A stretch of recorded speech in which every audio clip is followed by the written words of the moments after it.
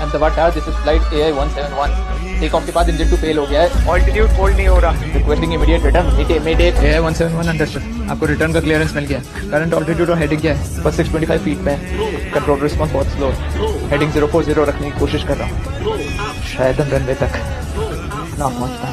Oh my God. That AI-171 turn left 020। I repeat turn left 020। अब सिर्फ 2 nautical miles दूर है runway से। सारी इमरजेंसी टीम स्टैंड बाय पे है। Do not panic. दोनों इंजन फेल हो गए। अब हम ग्लाइड मोड पे पोस्ट लैंडिंग करनी पड़ेगी।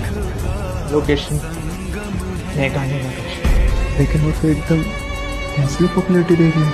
आखिरी रिक्वेस्ट, अगर बात करते करते सिग्नल लॉस्ट हो जाए तो प्लीज मेरी बेटी से कह देना कि पापा उससे बहुत प्यार। आपको कुछ नहीं होगा, हम सब आपके साथ हैं। मैं पूरी कोशिश कर रहा हूँ उसकी मदद करने की।